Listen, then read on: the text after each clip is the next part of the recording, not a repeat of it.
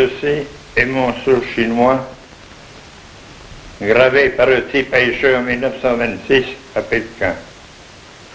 En Chine, la signature holographe est sans valeur, seul compte le sceau gravé.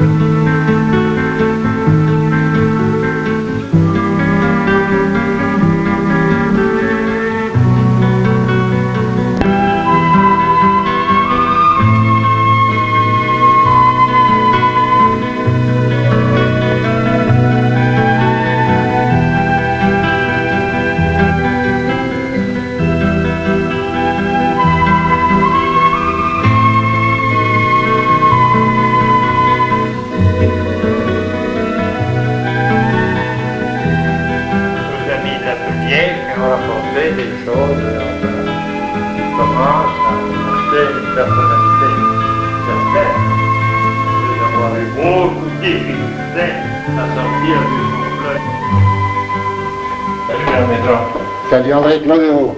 Ça va? Ça va bien et toi? Ça va, je suis heureux de te recevoir de mon paradou.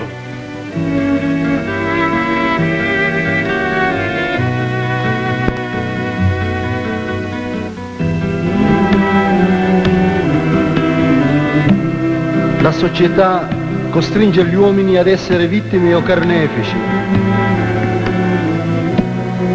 Gli internazionalisti, non adattandosi al ruolo di vittime e rifiutando quello di carnefici, hanno scelto... En 1926, je crois, tu pars en Chine. Oui. Et de 1926 à 1930, tu es là-bas comme en somme professeur. C'est le temps du Kuomintang, de Chiang Kai-shek, d'un virage dramatique et d'une répression féroce à l'égard de certains camarades chinois, dirais-je.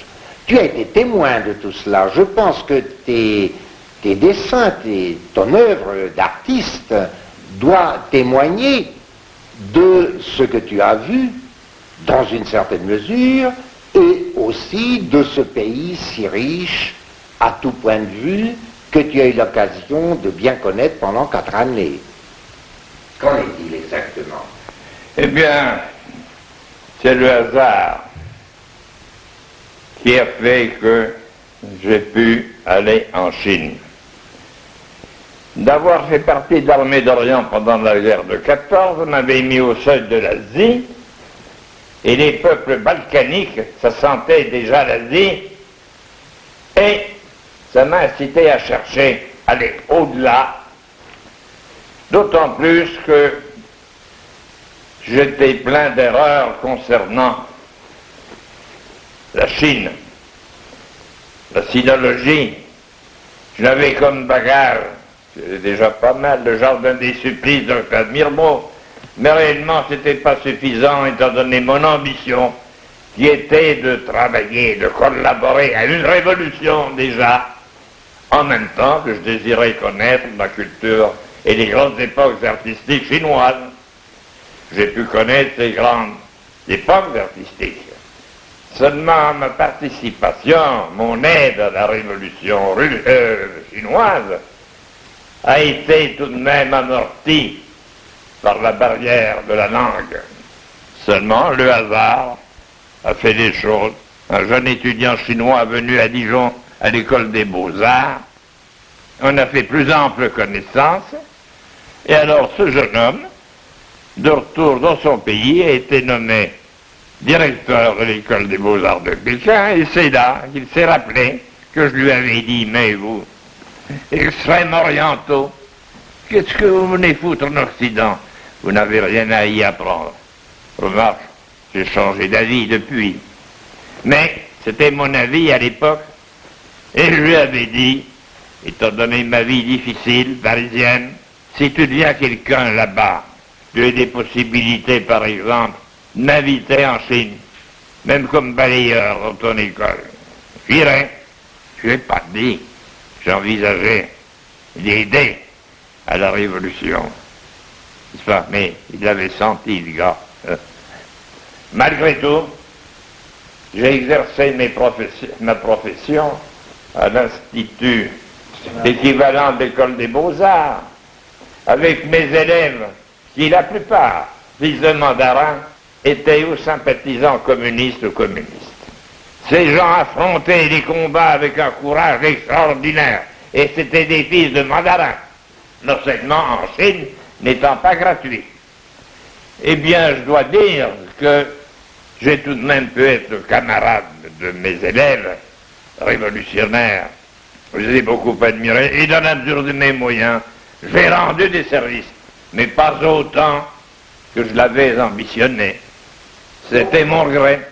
Pour moi, c'était une bénédiction de pouvoir aller dans ce pays bimillénaire, au moins, et de voir les réalisations d'art des diverses époques. Et de plus, j'étais attaché à la paysannerie. C'est la paysannerie qui est dominante. Et cette paysannerie possède un potentiel d'art extraordinaire.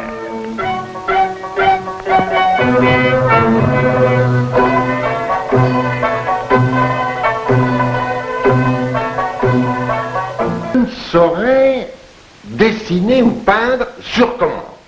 Il me faut la foi, il me faut l'enthousiasme, et c'est pas une simple lettre d'un militant qui détermine en moi ce choc, au fond psychologique. Il me semble que toi, tu as répondu aisément à ce problème, parce que c'est de toi-même que naît la chose. Tout de même, je voudrais savoir, parce que tu as fait aussi beaucoup de tableaux, d'esquisses, qui ne sont pas des esquisses engagées, dirais-je, ou des tableaux engagés, je pense à tous les portraits, à toutes les femmes, etc., à tous les paysages. Et alors, je voudrais savoir comment t'es venu, à quel moment, sous quel effet tu as traduit en peinture, en tableau, un événement politique déterminé.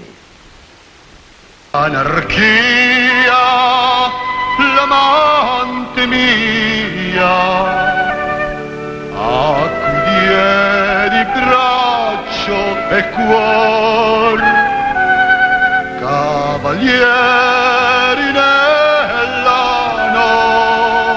notte, cavalieri nel dolor, cavalli nella pianura galoppavano furiosi, il vento del mattino li rendeva più nervosi, e le redini ai denti, il sangue agli speroni seguivano il capo come in una processione.